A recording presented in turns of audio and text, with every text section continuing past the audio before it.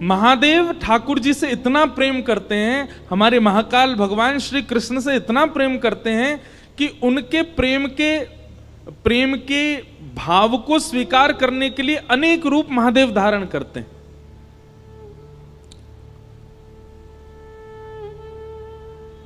ठाकुर जी का सेवा का भाव प्राप्त हो सके, इसीलिए महादेव ने श्री हनुमान जी का रूप धारण किया।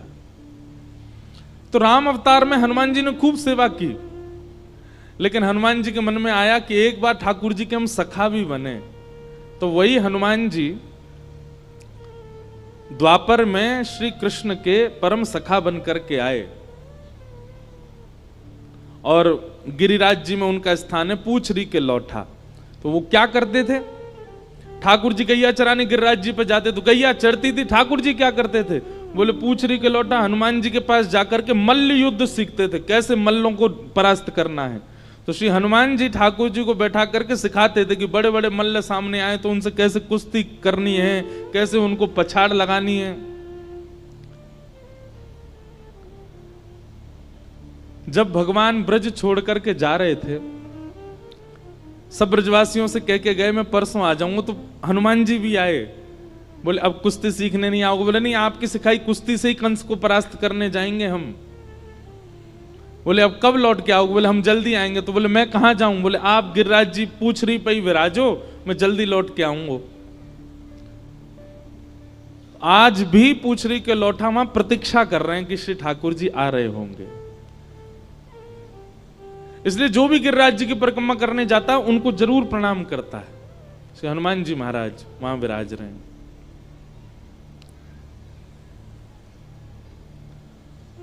पूछरी के लौठा गिरिराज जी में मुख्य स्थान जो है वो जतिपुरा में है। आपने कभी गैया का एक चित्र देखा है कि गैया बनी हो चित्र में और बछड़ा उसका दूध पी रहा हो, तो गैया अपना मुख सीधा नहीं रखती, ऐसे घुमा के पीछे कर लेती है, उस वत्स को चाटती है, उस वत्स की ओर प्रिय भाव रखती है। तो उस समय आप चित्र में देखेंगे गैया का मुख बिल्कुल मध्य में आ जाता है। तो इसलिए जतिपुरा जो है वो मध्य स्थान है, मानो गिरिराज जी पीछे मुड़ करके श्री कृष्ण रूपी वत्स को स्नेह दुलार कर रहे हैं, इसलिए मुख्य स्थान गिरिराज जी में जतिपुरा है, उनको मुख्य स्थान माना जाता है। तो ऐसे गिरिराज जी की परिक्रमा करने जाया करो। श्री राधा कुंड कृष्ण कुंड में स्नान किया करो, स्नान नहीं कर सकते तो आचमन किया करो, और आचमन नहीं कर सकते तो कम से कम थोड़ी देर बैठ करके वहां पर आपको जो स्तुति आती है, आपको जो भजन आते हैं, आपको जो कीर्तन आते हैं, आपको जो नाम आता है, किशोरी जी को सुनाओ। वो साक्षात किशोरी जी का सचल जल स्वरूप है राधा कुंड। अभी कार्तिक मास में ऐसी परिक्रमा चल रही होगी राधा कुंड की, गिरिराज जी की अलग, राधा कुंड की दे रहे होंगे सब, और किशोरी जी को कोई राधा कृपा कटाक्ष सुनाता। अच्छा, एक प्रश्न मुझसे किसी ने कहा, महाराज जी हम किशोरी जी को ही राधा कृपा कटाक्ष क्यों सुनाते हैं, किशोरी जी का ही नाम किशोरी जी को ही क्यों सुना रहे हैं? वास्तविकता तो ऐसी है कि जब हम किशोरी जी का कोई भी गुणगान गाते हैं, हमारी भावना ऐसी है कि हम किशोरी जी को सुना रहे हैं, पर वो किशोरी जी नहीं सुनती, सामने बैठकर के श्याम सुंदर सुनते हैं। इसलिए ब्रज में सब राधे राधे क्यों कहते रहते हैं, किशोरी जी भी राधे राधे बोलती हैं, स्वयं अपना नाम ही किशोरी जी बोलती घूमती हैं पूरे कुंज में। निकुंज की लीला में वर्णन आता है कि किशोरी जी भी जब सखियों के बीच में बैठती हैं तो सब सखियों से कहती हैं कीर्तन करो। क्या कीर्तन करें, बोले श्री राधा यही कीर्तन करो। एक दिन ललिता विशाखा के चित्त में ये प्रश्न उठा, बोले किशोरी जी अपने नाम का ही कीर्तन करवा रही हैं। एक दिन जिज्ञासा बस पूछा कि आप अपने नाम का कीर्तन क्यों करवा रही हो? तब किशोरी जी कहती हैं, मैं जहां रहूं श्याम सुंदर आसपास ही छिपे बैठे रहें।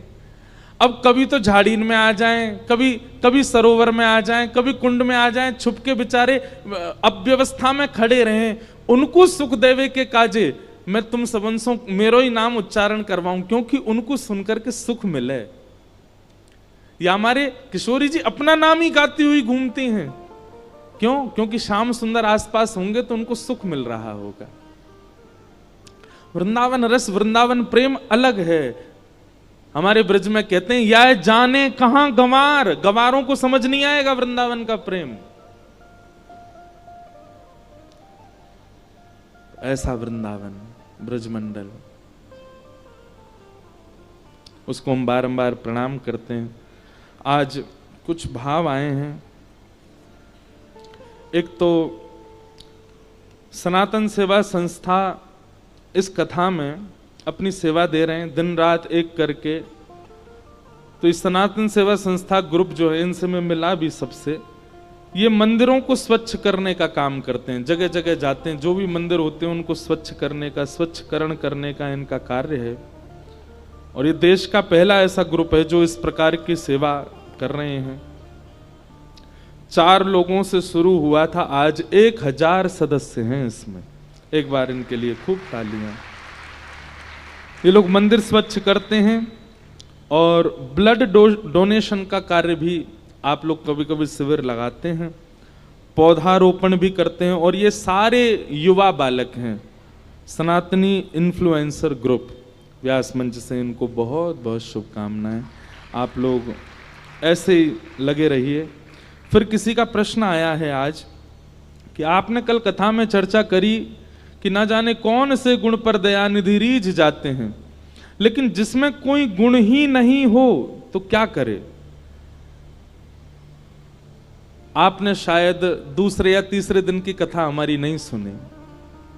भगवान के 4 प्रकार के भक्तों के विषय में हमने बताया था, राजस, तामस, सात्विक और निर्गुण।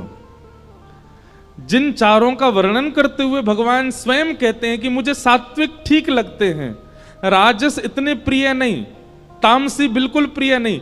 तब मैया ने पूछा आपके सबसे प्रिय कौन है? तब भगवान कहते हैं निर्गुण, जिसमें कोई गुण ही नहीं है, जो केवल मुझसे प्रेम करता है। ना उससे भोजन बनाना आता, ना उससे नृत्य करना आता, ना उससे गाना आता, ना उससे सजना आता, ना उससे सवरना, बस मुझसे प्रेम करना आता। और प्रेम गुण नहीं है, प्रेम स्वभाव है। और प्रेम स्वभाव जिसका है उसमें कोई गुण आए ना आए, प्रेम स्वभाव में आ गया ना तो सारे गुण उसके अंदर दिखने लग जाते हैं। प्रेमी व्यक्ति जो होता है ना, उसके चेहरे की आभा प्रभा, उसकी वाणी, उसके शब्दों का चयन, उसके नेत्रों का मटकना, सब कुछ इतना आकर्षक लगता है। आप अगर कोई गुण युक्त नहीं हो, यह बात अपने मन से निकाल दीजिए कि ठाकुर जी गुण देख करके ही प्रेम करते हैं। यदि गुण देखा होता तो श्री हनुमान जी महाराज श्रीमद् भागवत में कहते हैं, हम लोग तो बानर हैं, हमारा ना तो रूप अच्छा, ना हमारी वाणी अच्छी, ना हमारी चाल चलन अच्छी, लेकिन फिर भी राम जी हमको अपना मित्र मानते हैं।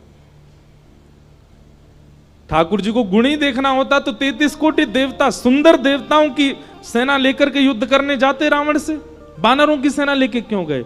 इस बात का प्रमाण है कि ठाकुर जी गुण नहीं देखते, ठाकुर जी प्रेम देखते हैं। प्रेम गुण नहीं है, प्रेम स्वभाव है। फिर आपने आगे कहा, वैसे तो हम उत्तर दे ही चुके हैं, अब उत्तर यही है, अब इससे आगे हम क्या पढ़ें। अब भाव अच्छा है आपका। आप कह रहे हैं आगे कि जैसे रामायण जी में फुलवारी प्रसंग में आप संतों से सुनाएं। अच्छा, एक बात और हम क्लियर करना चाहते हैं। आज भी जब हम मंच पे आ रहे थे तो मंच संचालक बोले, परम पूजनीय संत श्री इंद्र, भैया हम संत नहीं हैं, हम भागवत के वक्ता हैं और सदगृहस्थ परंपरा में हैं। वैसे तो संत का मतलब यह नहीं होता कि जो विरक्त हो उसी को संत कहा जाता है। श्रीमद् भागवत में संत की परिभाषा भगवान कपिल बताते हुए कहते हैं, जिसके अंदर 5 लक्षण हो उसको संत कहा जाता है। सबसे पहला लक्षण वहां बताया गया सहनशीलता, दूसरा लक्षण बताया गया करुणा, तीसरा लक्षण बताया गया सबका हित चाहने वाला, चौथा लक्षण बताया गया अजात शत्रु, किसी से शत्रुता ना मानने वाला, और अंतिम लक्षण बताया कम बोलने वाला। ये 5 लक्षण जिसमें हो वो पैंट भी पहनता है तो संत है। लेकिन फिर भी किसे संत कहना चाहिए ये थोड़ी सी आपको भाव देखना चाहिए, कौन संत है। होने को तो कोई भी संत स्वभाव से होता है, पर फिर भी उसके व्यक्तिगत रूप से उसको हम संत नहीं कह सकते, सब संत नहीं है। तो फिर आप कह रहे हैं कि आप सबसे सुनाएं कि ठाकुर जी पुष्प चुनते हैं, कलियों को छोड़कर आगे बढ़ जाते हैं। लेकिन वैष्णवाचार्य श्री लखनलाल जी ने कलियों का मुकुट बनाकर ठाकुर जी का श्रृंगार किया। अब देखो, आप यहां पर कह रहे हैं कि ठाकुर जी पुष्प चुनते हैं, कलियों को छोड़ते हैं। हमारे वृंदावन में आओ, ठाकुर जी तुलसी ही पहनते हैं, और तुलसी पुष्प नहीं है, तुलसी कली है।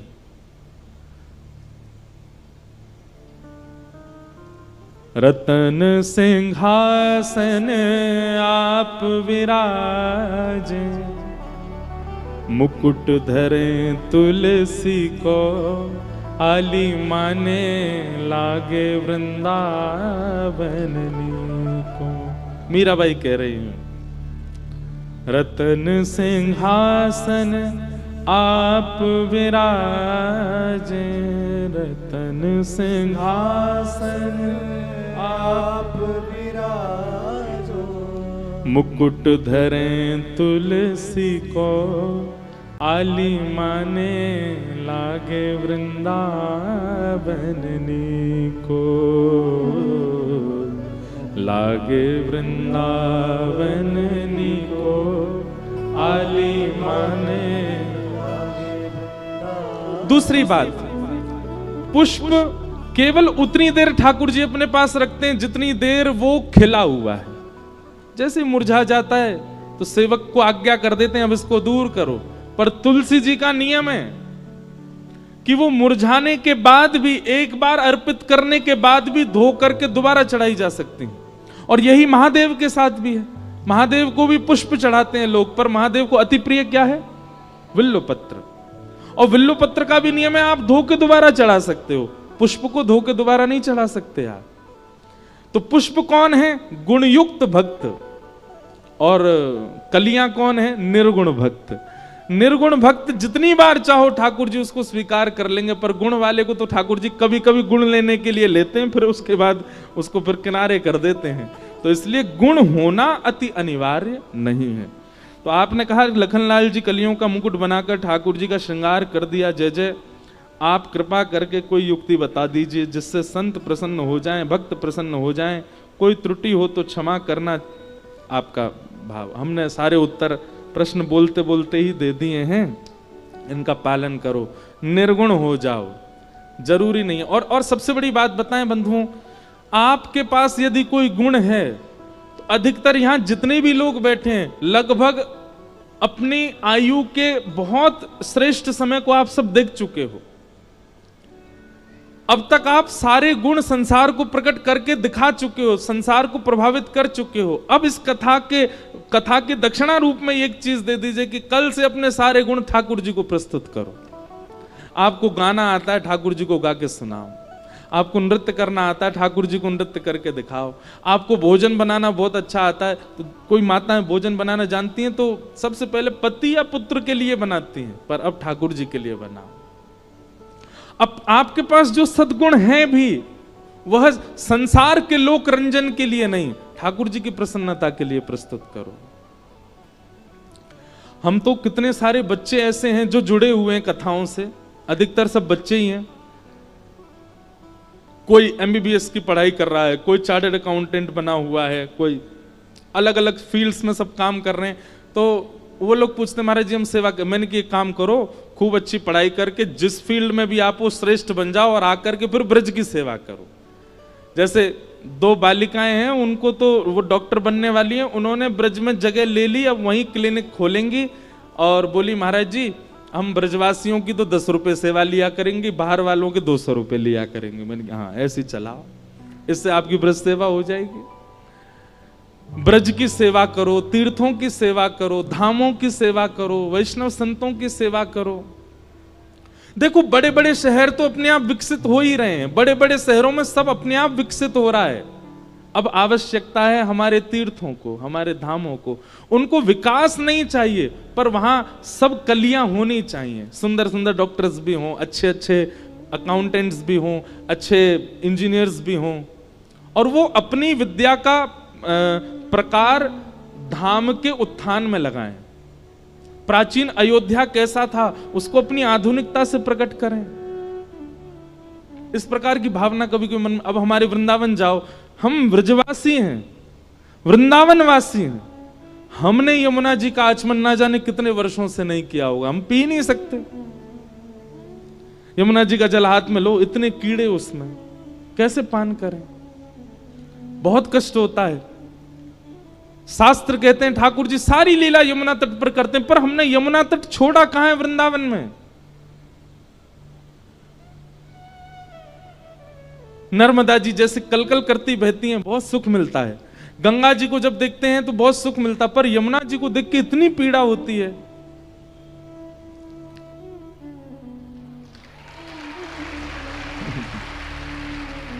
ये बात पता है क्या ठाकुर जी कह रहे हैं? बिल्कुल सही कह रहे हो, या की बात मानो। ठाकुर जी कह रहे हैं भैया जितने लोग यहां बैठे हो, जितने भी बड़े बड़े उद्योगपति यहां बैठे हैं, जितने भी राजनीतिक दल के लोग यहां बैठे हैं, वृंदावन जाना और जाकर के प्रसाद पाके दर्शन करके आना, यह वृंदावन का उत्थान नहीं है। वृंदावन की यमुना जी शुद्ध हो। वृंदावन अब वन नहीं रहा, वृंदावन के सारे वन नष्ट हो गए। आप लोग इसके लिए प्रयास करो। ऐसा लग रहा ठाकुर जी आगे बैठे ही गए, अब उठ ही नहीं रहे। हो बाला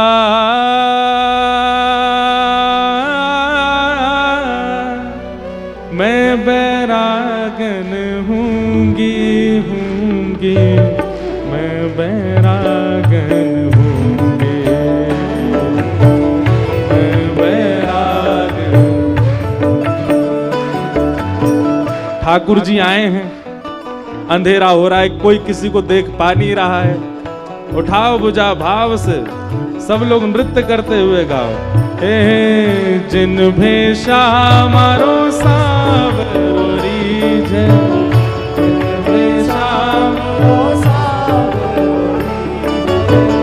जिन भेषा मेरो सावरी जय, जिन भेषा मेरो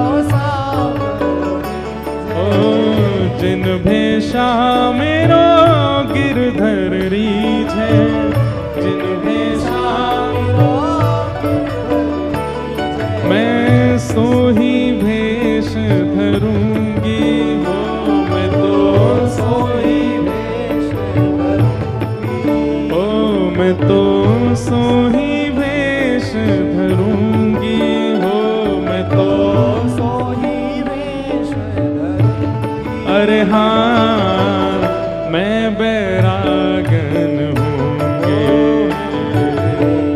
मैं बैरागन। ओ बाला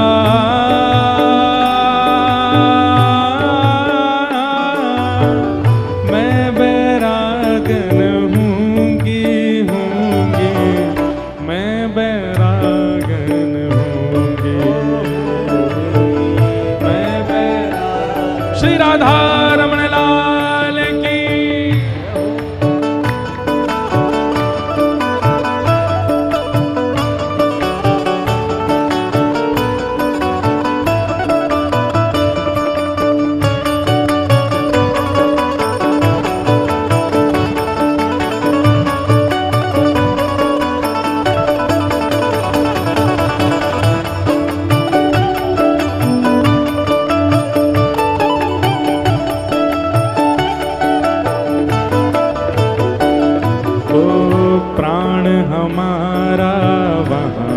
बसत है प्राण हमारा,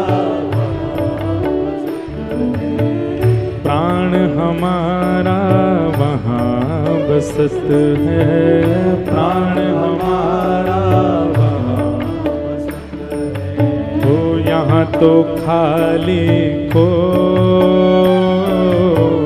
यहाँ तो खाली तो खाली को, यहाँ तो खाली आओ। हे मात पिता परिवार सोई है, मात पिता परिवार सोई है, मात पिता परिवार सोई है, मात पिता परिवार कहिए तिनका तोड़ वाला, कहिए तिनका तोड़।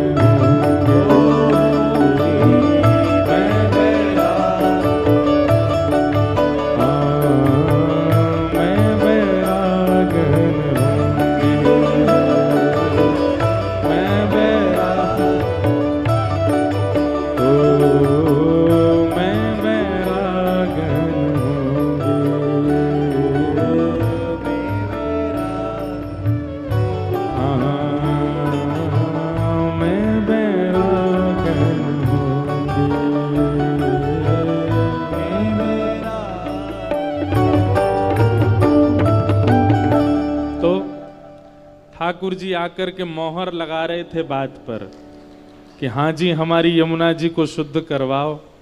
हमारी पटरानी श्री यमुना जी हैं, ब्रज की रसरानी श्री यमुना जी हैं। यमुना जी की कृपा से वैष्णवों ने ठाकुर जी को प्राप्त किया। आज यमुना जी वहां यमुना जी का जल तत्व है ही नहीं। हम तो चाहते हैं कि कुछ लोग जुड़े, वैसे तो बहुत लोग जुड़े हुए हैं, पर ऐसे कोई लोग जुड़े जो इस चीज में माहिर हों, जो हमको कुछ बता सकें कि व्यास मंच से हम क्या ऐसा कहें या कैसे। आज इतने युवा जुड़े हुए हैं, इन सब युवाओं को ले जाना चाहते हैं वृंदावन, जाके कुछ करें ऐसा कि श्री यमुना जी के शुद्धिकरण का भाव हो। लेकिन बहुत मुश्किल है, क्योंकि राजधानी बगल में है और राजधानी से ही यमुना जी आती हैं। सारा राजधानी का चरणामृत पीते हैं हम वृंदावन वासी, बहुत कष्ट होता है। फिर भी जो शुद्धि लोग हैं, जो किसी भी रूप में अपनी राय देना चाहते हैं, कल व्यास मंच पर हमारे आने से पहले अपने पत्र भेज दीजिएगा, तो हम पढ़ेंगे और अपना नंबर और वो सब भी देना। फिर हम कुछ ना कुछ प्रकल्प करना चाहते हैं कि श्री यमुना जी के लिए कुछ हो, क्योंकि ब्रज में बाकी सबका उत्थान हो रहा है लेकिन यमुना जी का नहीं हो रहा है। मौका दिया है, ठाकुर जी ने वाणी दी है और समय भी ऐसा है कि युवा जुड़ते जा रहे हैं, तो फिर क्यों ना इस सही समय का उपयोग सेवा करके किया जाए। कथा सुनना हमारी एक प्रायोरिटी है, यहां से हम भक्ति भाव सीख रहे हैं, पर सेवा के लिए हम केवल ठाकुर जी के विग्रह को सजाएं धजाएं, लीला, वो सब एक भाव है, पर धाम की सेवा हो कैसे भी।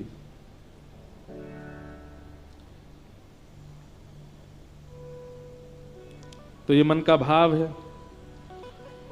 फिर किसी का भाव है कि किन्हीं का प्रश्न है कि अगर कृष्ण से मेरा संबंध एक सखा के रूप में है तो मैं उनको पूजा कैसे कर सकता हूं? कौन मित्र अपने मित्र की पूजा करता है? कृपया इसका जवाब आप व्यासपीठ से ही दे दें। एक हमारी बात सुनो, पूजा का मतलब क्या होता है? आप पूजा का मतलब क्या समझते हैं?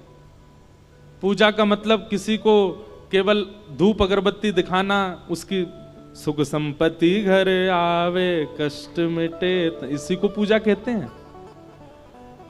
आप घंटी तो हिलाते हैं, पूजा तो करते हैं, अर्चना तो करते हैं, पर अपने आराध्य के प्रति प्रीति नहीं है तो आपकी पूजा तामसी है। पूजा का मतलब किसी को पूजना नहीं होता, पूजा का मतलब समर्पण होता है किसी के प्रति। और ये आपका सखा के प्रति भी हो सकता है, मित्र के प्रति भी हो सकता है, पत्नी के प्रति भी हो सकता है, पति के प्रति भी हो सकता है, माता पिता के प्रति भी हो सकता है, गुरु के प्रति भी हो सकता है। कल एक ने मुझसे प्रश्न भी किया, कल रात को एक बालिका ने, कि महाराज जी लोग आपको पूछते हैं, आप उनको मना क्यों नहीं करते? अब हम मन में ये सोचें कि भाई कौन सी पूजा कराई? पूजा तो खैर नहीं कराते कभी भी, लेकिन हाँ लोग माला तो पहनाते हैं, लोग वंदन तो करते हैं, पांव हम छूने नहीं देते। कल तो हमारे पांव में ऐसा कट मारा किसी ने, ऐसे नाखून गाड़े, बताओ आपको हंसी आ रही है, हमारे खून निकल आए हो, आप हंस रहे हो।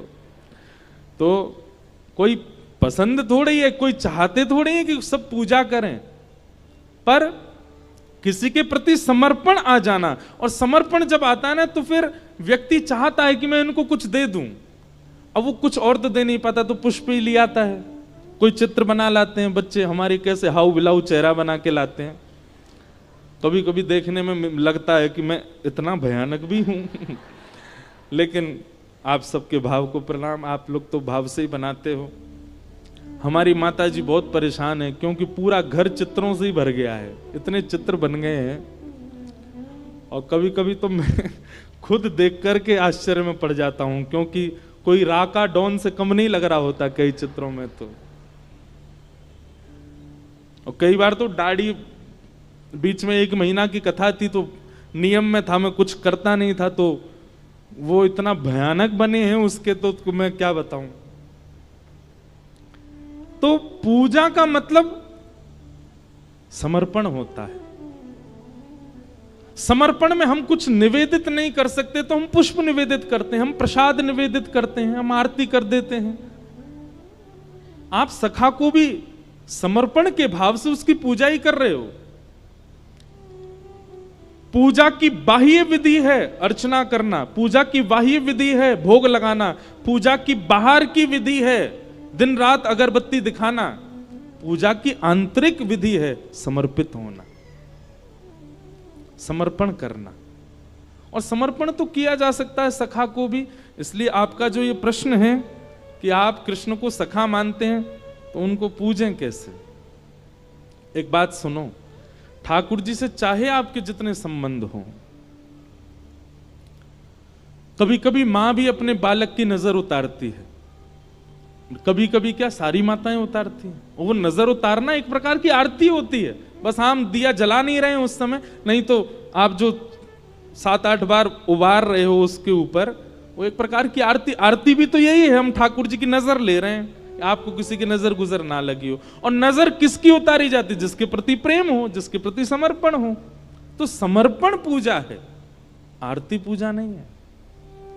और रही बात सखा की, आपसे कोई भी संबंध हो ठाकुर जी का, आप समर्पण भाव से, हम अपने लाल जी को अपना सखा मानते और भी कई भाव रखते, पर जब वो आते हैं कभी कथा में या आरती करते हैं, आरती करने के बाद फिर राई नौन लेंगे हाथ में, किसी से दक्षिणा लेंगे हाथ में, और फिर ठाकुर जी के ऐसे आरती उतारते हैं। और आरती उतारने के बाद फिर उसकी थोड़ी राई अपने सिर पर डाल लेते हैं, जो पैसा होते हैं वो किसी को दे देते हैं, और जिसको भी दिया उसके खूब फले फिर। और फिर ठाकुर जी की बलैयां लेते हैं, आपको कोई की नजर ना लगी हो, आप सब। यही तो समर्पण है। जब विशिष्ट उत्सव होता है, जैसे अभी गोवर्धन उत्सव होगा, तो उस दिन पता कैसे आरती करते हैं ठाकुर जी की? थाल में आटे का चंद्रमा बनाएंगे, आटे का सूरज बनाएंगे, और ठाकुर जी की आरती करके फिर चंद्रमा से बलैयां लेंगे। अब चंद्रमा तो ला नहीं सकते, तो फिर एक भाव का चंद्रमा, फिर सूर्य भाव का रखेंगे, उससे बलैयां उतारेंगे। फिर कई बार तारे बनाते हैं, तो तारों से ठाकुर जी की बलैयां लेते हैं, आपको तारों से आपकी बलैयां ले रहे हैं, आज सूर्य चंद्रमा से आपकी नजर उतार रहे हैं, नाथ आपको कोई की नजर नहीं लगी। ये समर्पण है, ये पूजा नहीं है। तो जो सखा मानते हैं वो इस प्रकार से ठाकुर जी को पूजो। तो ये सब भाव हैं। आज के कुछ प्रश्न थे, सबको हम वंदन करते हैं और कथा क्रम में प्रवेश करते हैं। कल कथा 1 बजे प्रारंभ होगी और ठीक 4 बजे विश्राम होगी, इसलिए आप सब लोग कल का विशेष ध्यान रखना, समय से आ जाइएगा और हम यहीं से आपको प्रणाम करके प्रस्थान कर जाएंगे। बोलो बाल कृष्ण लाल की।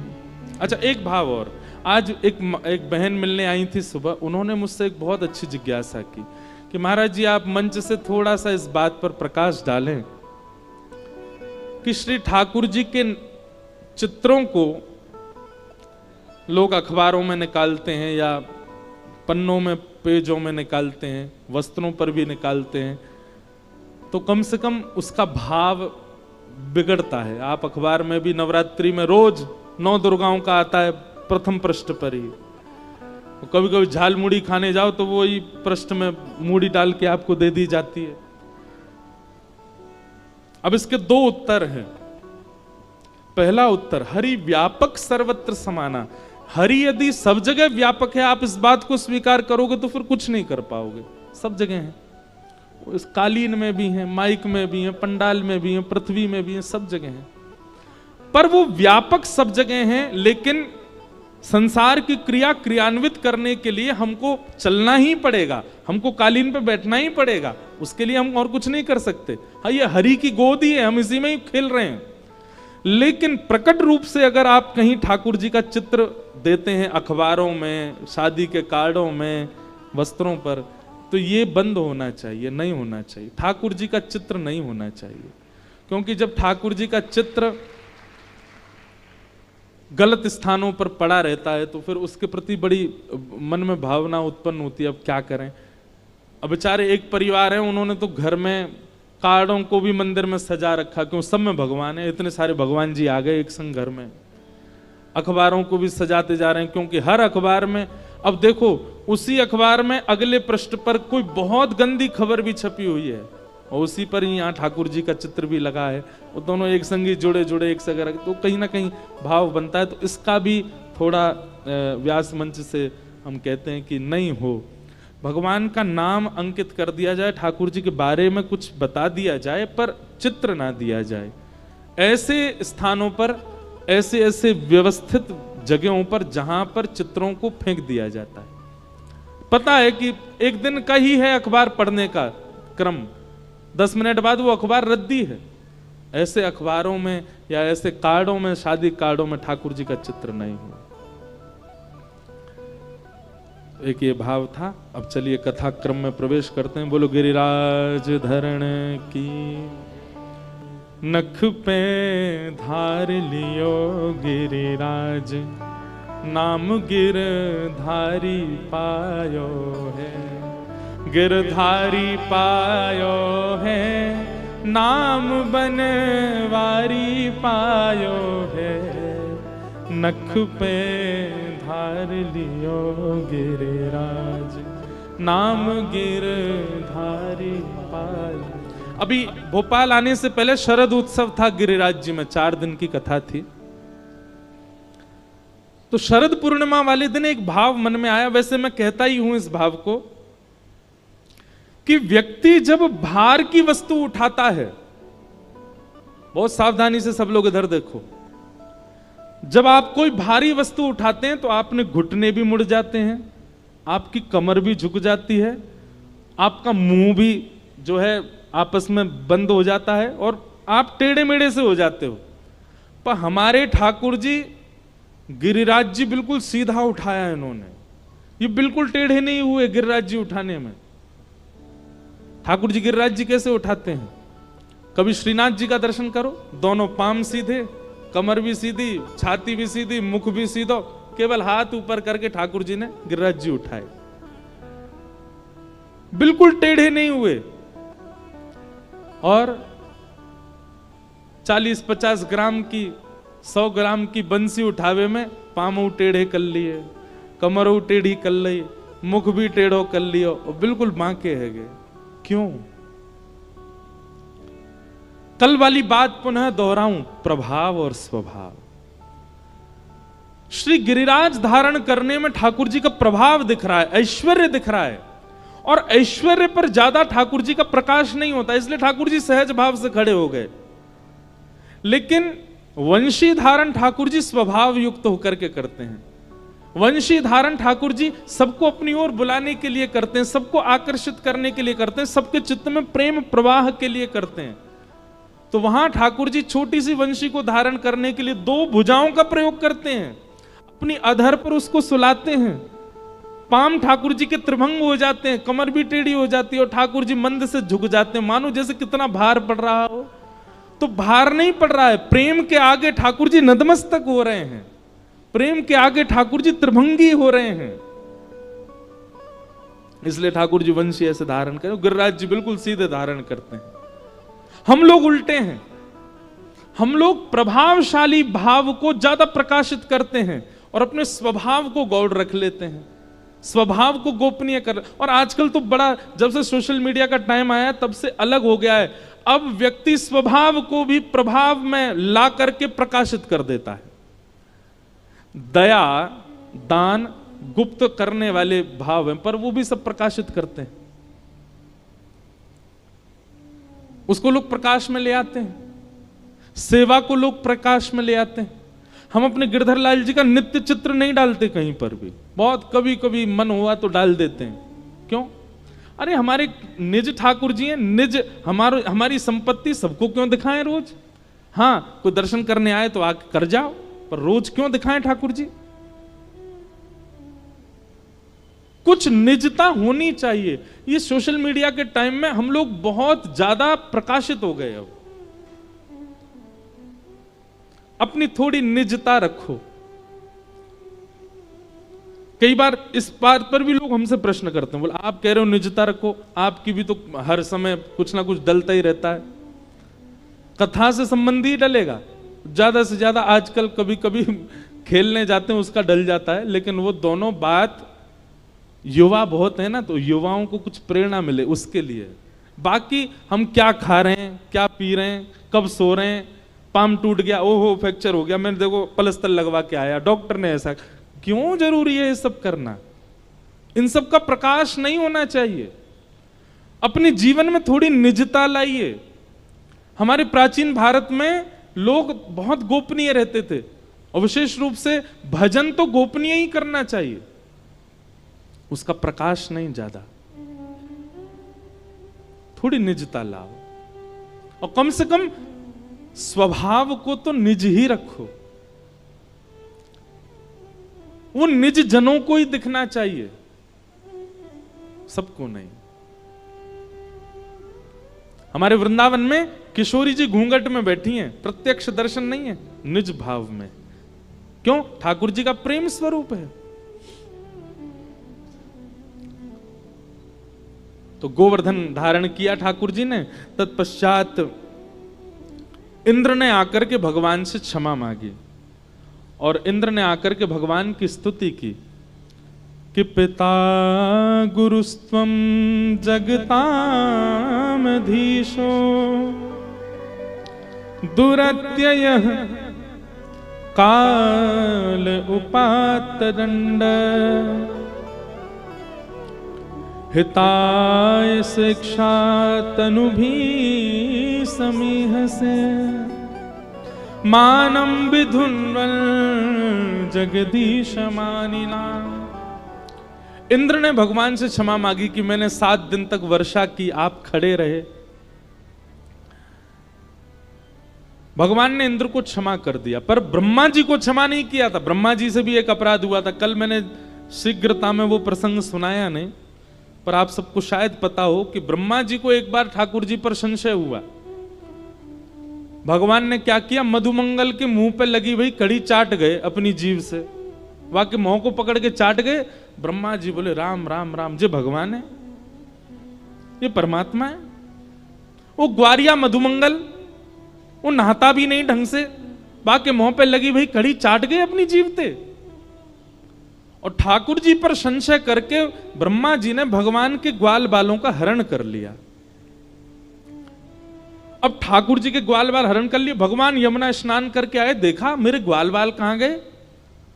दिव्य दृष्टि से देखा तो ब्रह्मा जी हरण करके ले गए। तो ठाकुर जी ने अपने भीतर से ही उतने ग्वाल बाल, बछड़ा बछिया सब प्रकट कर दिए। और ब्रह्मा को तो मैं बताऊंगा। 1 वर्ष बाद ब्रह्मा जी देखने आए कि मैं देखूं वो बहलूपिया बना डोल रहा है भगवान, उसकी स्थिति कैसी हो रही होगी बिना ग्वाल बालों के। तो ब्रह्मा जी जैसी पृथ्वी पर आए तो जितने ग्वाल बालों का हरण करके ब्रह्मा जी ले गए, सब घूम रहे थे नीचे।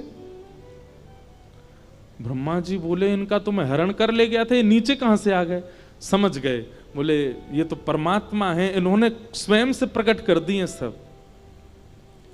क्षमा मांग लूं मैं जाकर के, लेकिन खाली हाथ नहीं, जिनका हरण करके ले गया उनको संग लेके आता हूं, फिर क्षमा मांगूंगा। अब ब्रह्मा जी यहां पृथ्वी पर भ्रमण कर रहे थे, भगवान ब्रह्मा का रूप धारण करके ब्रह्मलोक चले गए। और ब्रह्मा जी बनकर के भगवान गए और ब्रह्मलोक में जाके सबसे कह दिया, हमें अभी अभी खबर मिली है हमारे जैसा एक और ब्रह्मा डोल रहा है, अगर वो आ जाए तो उसको मार पीट के भगा देना। और ठाकुर जी जाकर के ब्रह्मलोक में बैठ गए। इतने में ब्रह्मा जी आए। अब जैसे ही ब्रह्मा जी पहुंचे, द्वारपाल तो लिए डंडा लेके भागे उनके पीछे। ब्रह्मा जी बोले तुमको शर्म नहीं आती, ब्रह्मा के पीछे भागते हो। बोले तेरे जैसे ब्रह्मा बहुत डोलते हैं, भैलूपिया चल भाग यहां से, हमारे असली ब्रह्मा तो भीतर बैठा है। तो ब्रह्मा जी स्वीकार कर लेते हैं अंत में कि मैं नकली हूं, मुझे असली का दर्शन कराओ। तो ब्रह्मा जी को लेकर के जब ब्रह्मलोक में गए तो सबको तो सिंहासन पर ब्रह्मा जी दिख रहे थे, पर ब्रह्मा जी को साक्षात नारायण दिखे। और जाकर के उन्होंने भगवान की स्तुति गाई, विशुद्ध सत्वम तब धाम शांतम। हे नाथ, आप साक्षात विशुद्ध हो, मेरे अंदर अपराध प्रकट हो गया, मैंने आपके रूप को नहीं समझ पाया, मैं आपके भाव को नहीं समझ पाया, मुझे क्षमा कर दो। ब्रह्मा जी ने खूब लंबी स्तुति गाई, पर ठाकुर जी ने उनको क्षमा नहीं किया। आज इंद्र को क्षमा कर दिया। हमारे ब्रज के रसिक जन कहते हैं क्यों, जबकि ब्रह्मा इंद्र से बड़े हैं, ठाकुर जी ने उनको क्षमा नहीं किया। बोले दोनों की क्रिया में अंतर है। इंद्र की जो क्रिया है उसमें सब ब्रजवासी ठाकुर जी के समीप आ गए, और ब्रह्मा की जो क्रिया है उससे ब्रजवासी दूर हुए। ब्रजवासी यानी कि भक्त, जिस क्रिया से सब ठाकुर जी के सामीप्य में आ जाएं, वो क्रिया ठाकुर जी को प्रिय लगी, इसलिए इंद्र को क्षमा कर दिया। लेकिन ब्रह्मा ने तो ठाकुर जी के वैष्णव जनों को दूर किया, इसलिए ठाकुर जी ने उनको क्षमा नहीं किया। इंद्र को आज ठाकुर जी ने क्षमा किया, और इसी समय भगवान का नाम पड़ा क्या? इंद्रेश। इंद्रस्य ईश्वरः इति इंद्रेशः। जो इंद्र के स्वामी हैं, इंद्र को भी अपना दास बनाते हैं, उनका नाम पड़ा फिर इंद्रेश। और यहीं से हमारे पिताजी ने हमारा नामकरण किया इंद्रेश। और एक बात देखो, यह भी एक संयोग है कि हम रामानुज संप्रदाय के, हमारे इष्ट सामने बैठ के कथा सुनते हैं, शंख चक्र गदा पद्मधारी नारायण, पर हमारी सेवा के ठाकुर जी गिरधर लाल। और वो गिरधर कौन है? वही तो इंद्रेश है। इंद्र के ईश कब बने? जब गिरिराज जी धारण किए। तो ये एक पंक्ति में गाता हूं ना कथा में, कई जन्मों से बुला रहे हो, कोई तो नाता जरूर होगा, नजरों से नजरें मिला न पाऊं, मेरी नजर का कसूर होगा, तुम ही तो मेरे माता पिता हो, तुम ही तो मेरे बंधु सखा हो, कितने रिश्ते तुम संग मेरे, कोई तो रिश्ता जरूर होगा। एक बात प्रमाणित मान लीजिए, आपको कथा अगर 7 दिन में, हम कह रहे हैं 7 दिन में 3 घंटा की कथा में 1 मिनट भी आपका मन कथा में लग गया हो, और वो 1 मिनट की कथा में आपके रोंगटे खड़े हो गए हो, वो 1 मिनट में आपके नेत्र सजल हो गए हो, मन को अत्यंत आह्लाद हो गया हो, तो यह बात स्वीकार कर लीजिए कि आपका पूर्व संबंध ठाकुर जी से कुछ तो है, जो आपको वो बात प्रिय लग गई, वो भाव प्रिय लग गया, वो क्षण प्रिय लग गया। कैसे? हमने ठाकुर जी को देखा तो है नहीं, हम ठाकुर जी से मिले तो है नहीं, ठाकुर जी से कभी हमारा संवाद तो हुआ नहीं, फिर यह कथा इतनी प्रिय क्यों लगती है? वृंदावन जाकर के वह धाम क्यों प्रिय लगता है? वृंदावन के वैष्णव संत जनों को देखकर के उनके सामने सब समर्पित करने की इच्छा क्यों प्रकट हो जाती है? वृंदावन के प्रसाद को लेते समय कंठ इतना आनंद में क्यों आ जाता है? कथा सुनते सुनते नेत्र सजल क्यों हो जाते हैं? संबंध तो है ठाकुर जी से। कोई अपराध हमसे छोटा सा बन गया होगा, जिसके कारण ठाकुर जी ने पुनः मानव बना करके भेज दिया, और आज मानव बनकर के हम अपनी क्रियाओं को क्रियान्वित कर रहे हैं। पर जब कथा सुनी, जब सत्संग सुना, जब किसी संत रसिक की वाणी सुनी, तो वाणी सुनकर के मन आह्लादित हो गया, मानो हम तो भूल गए कि हमारा पूर्व संबंध क्या था ठाकुर जी से, पर हमारी चेतना को याद है, हमारी आत्मा को स्मृति है कि नहीं, ठाकुर जी से कुछ तो संबंध है, कोई तो भाव है। तो निश्चित ही हम कोई ठाकुर जी के पूर्व के सेवक रहे होंगे, हम ठाकुर जी तक तो कहां हमारी गति पहुंची होगी। दासानुदासो भवतास्म भूय, ठाकुर जी के सखाओं के जो दास रहे होंगे, उनके दासों के दास जो रहेंगे, उनके दासों के दासों के किसी के दास तो रहे होंगे। कोई अपराध के कारण ठाकुर जी से विलग हो गए, पुनः जन्म हुआ, परंतु इस जन्म को सार्थक कर दिया, और हम मानते हैं कि हमारा जन्म सार्थक हो रहा है। क्यों? हम जो सेवा कर रहे हैं ये ठाकुर जी ने दी है। बस हम एक ही आशीर्वाद मानते हैं ठाकुर जी से, या के अलावा हमसे कोई काम बने ही नहीं पाए, बाकी सब काम में हम फिसड्डी रह जाएं, बस कथा हमसे हो पाए, और कोई काम के नहीं रहे। बस नाथ जीवन भर, जब तक श्वास है, जब तक वाणी है, जब तक जीवन है, जब तक प्राण है, तब तक ये कथा करते रहें, बस अपने जन्म को सफल कर दें इस कथा के माध्यम से। तो संबंध सबका है ठाकुर जी से प्राचीन। जिनका नहीं है वो कथा बाहर से पंडाल देख के भी निकल जाते हैं, जिनका नहीं है वो बगल में रहते हुए भी नहीं आ पाएंगे यहाँ पर, और जिनका है वो मंडीदीप से भी आ जाएंगे, जिनका है वो इंदौर से भी आ जाएंगे, जिनका है वो वृंदावन से भी आ जाएंगे, जिनका है वो विदिशा से भी आ जाएंगे, जिनका है वो सागर से भी आ जाएंगे।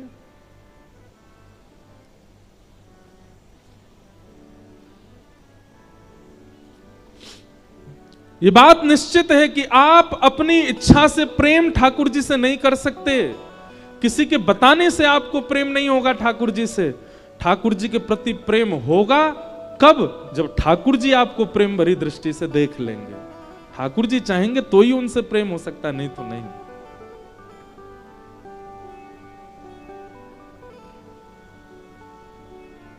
एक बहुत सुंदर भाव है, भैया बजा रहे हैं तो मन हो रहा है कि मैं गा दूं। मुझको राधा रमन कर दो ऐसा मगन, मुझको राधा रमन कर दो ऐसा,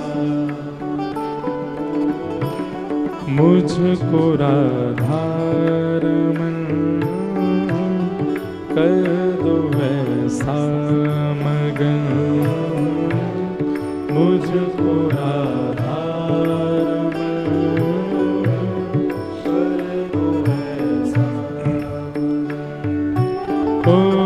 रटू मैं तेरा नाम यूं आठों रटू में तेरा नाम, गाओ सब लोग। यूं आठों रटू मैं तेरा नाम यूं आठों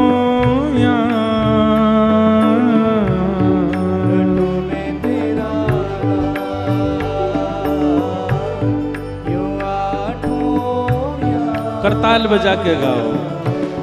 मुझको राधा रमन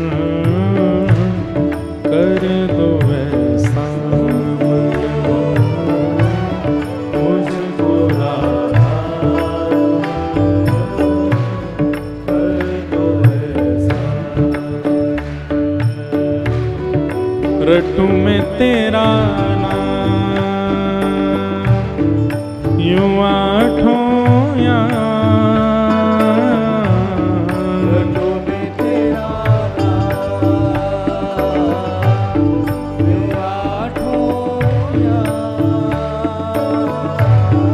रटू में तेरा नाम यूं आठों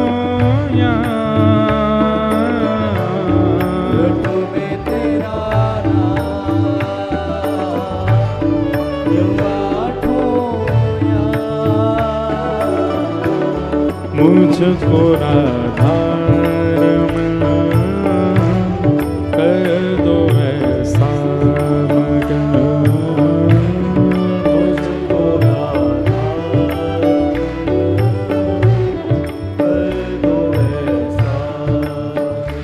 कैसा मगन? करुणा निधान मोह पे कृपा कर रीजिए, करुणा निधान मोह पे कृपा कर रीजिए, करुणा निधान मोह पे कृपा कर करुणा निधान पे कृपा कर, कैसी कृपा? ब्रज में बसा के मोहे सेवा सुख दीजिए, ब्रज में बसा के मोहे सेवा सुख दीजिए, ओ ब्रज में बसा के मोहे सेवा सुख दीजिए।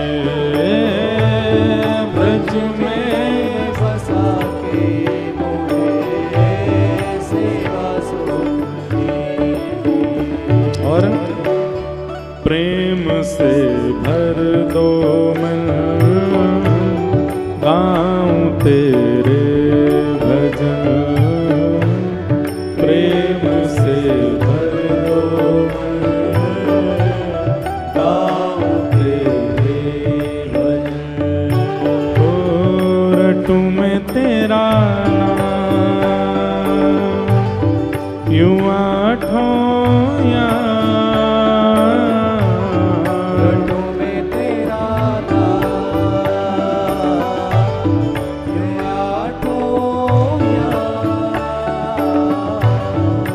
तुम्हें तेरा नाम, यूं आठों तुम्हें तेरा नाम, यूं आठों मुझको राधारमण कर दो ऐसा,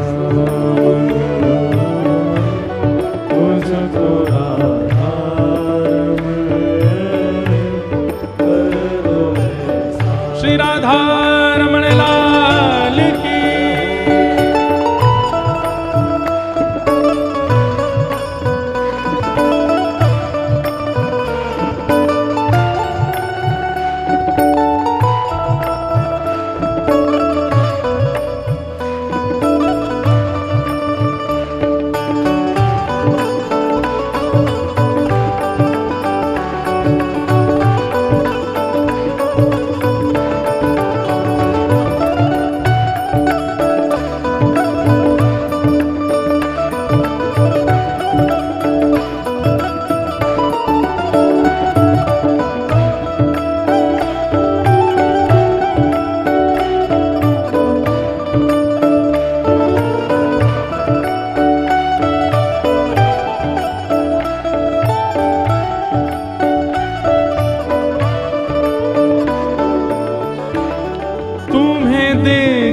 जीऊं तुम्हें देख मर जाऊं मैं, तुम्हें देख जीऊं तुम्हें देख मर जाऊं मैं।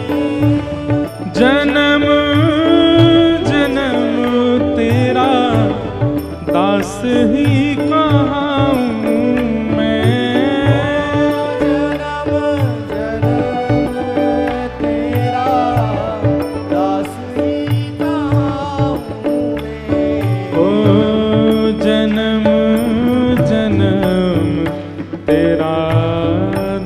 है कहाँ मैं। जन्म जन्म तेरा दास है कहाँ। ओ रख लो अपनी शरण, कर लो मन में रमण। रख लो अपनी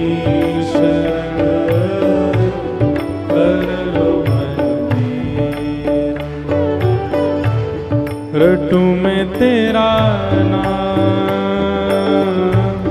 यूं आठों याम। रटूं मैं तेरा नाम, यूं आठों याम। रटूं मैं तेरा नाम, यूं आठों याम।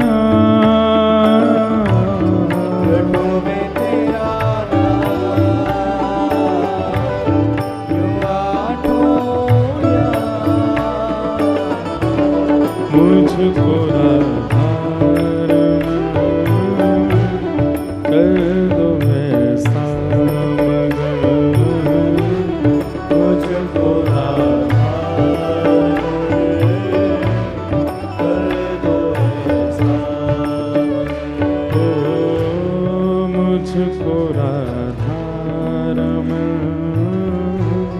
कर दो ऐसा मगन। मुझको राधारमण कर दो ऐसा।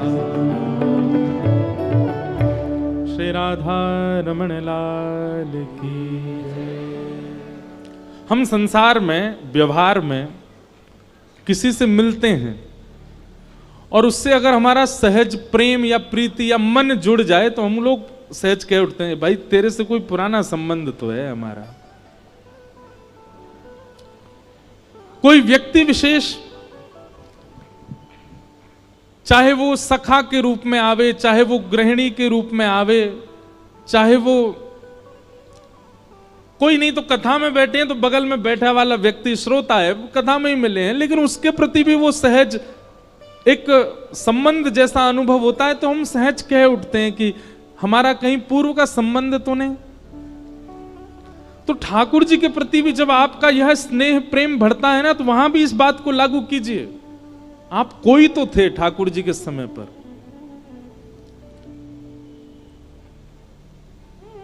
किसी को भी उठा लीजिए, मीराबाई, माधवी नाम की गोपी थी द्वापर में। सूरदास, श्री उद्धव जी महाराज, आपको पता है उद्धव जी ही सूरदास बनकर के आए हैं। क्यों? क्योंकि ठाकुर जी के निभृत निकुंज में किसी का प्रवेश नहीं है, केवल ठाकुर जी और किशोरी जी लीला कर रहे थे। ललिता विशाखा द्वार रोक करके खड़ी हैं कि कोई भीतर ना जाए, तभी उद्धव जी महाराज आ गए। उद्धव जी भगवान के सखा। तो उद्धव जी महाराज जैसे ही भीतर प्रवेश करने लगे, ललिता विशाखा ने रोका। सब लोग बहुत ध्यान से सुनो। बोले ठाकुर जी निवृत्त निकुंज में बैठे हैं, यहां किसी का प्रवेश नहीं है। उद्धव जी बोले निवृत्त निकुंज हो या कोई सी निकुंज हो, हमारा प्रवेश सब जगह। ललिता विशाखा बोली उद्धव, अपनी द्वारिका में चलाना या मथुरा में चलाना, ये वृंदावन में नहीं चलेगी तुम्हारी। वृंदावन में सखियों की चलती है, हमारी इच्छा से ठाकुर जी पाते हैं, हमारी इच्छा से सोते हैं, हमारी इच्छा से चलते हैं। उद्धव जी बोले ठाकुर जी को अगर पता चल गया ना कि द्वार पर उद्धव आया है, अपनी सब लीला वीला छोड़ के आ जाएंगे बाहर, इतना प्रेम करते हैं मुझसे। ललिता विशाखा बोली वो सबसे ऐसे ही स्नेह बांध देते हैं, सबको ऐसा ही लगता है कि वो सबसे ऐसे ही प्रेम करते हैं, पर ऐसा कुछ नहीं है। वो ब्रज के लिए उनका अलग ही भाव है। उद्धव जी बोले देखिए मेरा समय खराब मत करो, मुझे भीतर जान दो। ललिता विशाखा ने मना किया। उद्धव जी हठ पूर्वक निकुंज में प्रवेश कर गए। तो सखियों ने उनको शाप दे दिया, बोले जा तो जाओ, तुम हठ पूर्वक जा रहे हो भीतर, लेकिन हमारा शाप है कि तुम नेत्रहीन हो जाओगे, कुछ नहीं दिखेगा तुमको भीतर। उद्धव जी भीतर चले गए और भीतर जाकर के जब उन्होंने देखा तो निकुंज दिख रहा है, यमुना जी दिख रही है, सेज दिख रही है, ठाकुर जी की आवाज सुनाई दे रही, पर ठाकुर जी नहीं दिखे। तो उद्धव जी महाराज ठाकुर जी क्या, मुझे आप दिख क्यों नहीं रहे हो? बोले उद्धव ये सखियां सामान्य गोपियां नहीं है, ये गैया चराने वाली, गोबर थापने वाली, दूध निकालने वाली, इनको तुम सामान्य गोपी मत समझो। ये वेद की ऋचाएं हैं, ये दंडकारन बन के संत हैं, कितनी तपस्या करके गोपी बन करके आई हैं। और इनकी बात सत्य है, निवृत्त निकुंज में किसी का प्रवेश नहीं है इनकी आज्ञा के बिना, और तुम चले आए। ठाकुर जी मैं तो देखे ही नहीं पा रहा। बोले कोई बात नहीं, अब इसका लाभ कलयुग में तुमको जीवों को देना है, तुम ही सूरदास बन के आओगे। नेत्र नहीं होंगे, पर बिना नेत्र के भी मेरी उन लीलाओं का दर्शन करोगे जो नेत्र वाले भी नहीं कर पाए, और उन लीलाओं को लिख करके तुम पूरे जग को मेरे भाव से आस्वादित कराओगे। वही उद्धव जी सूरदास बन के आए। स्वामी श्री हरिदास जी महाराज ललिता जी के अवतार, ललिता जी थी। विशाखा जी हरिराम व्यास बन करके आए। हितरिवंश महाप्रभु पूर्व में वंशी हैं ठाकुर जी के।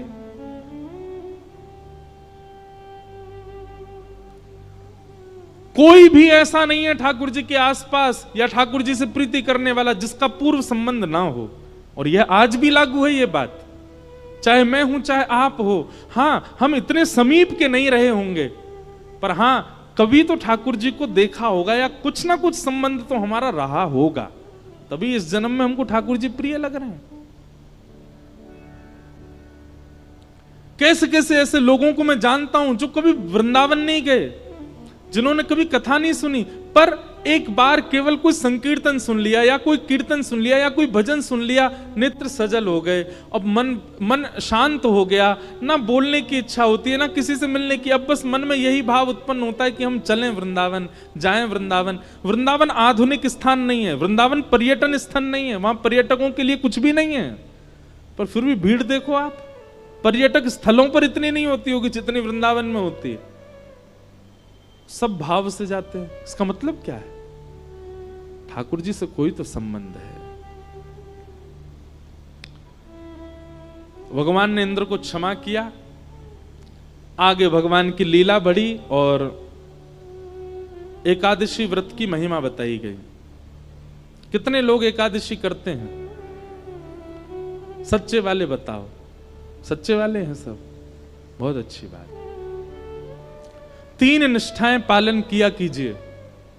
कृष्ण भक्त, सबसे पहले तुलसी निष्ठा, तुलसी धारण करो। दूसरी नाम निष्ठा, नाम जप में प्रवीण हो जाओ। और तीसरा एकादशी निष्ठा। ये 3 निष्ठा प्रधान। तुलसी धारण करने वाले ध्यान रखना, फिर कुछ भी ऐसा पाना नहीं जो तुलसी धारण करने के बाद अपवित्र हो।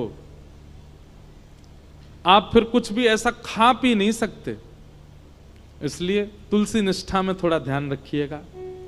दूसरी बात, एकादशी निष्ठा और नाम निष्ठा। एक बात बहुत ध्यान से सुनिएगा,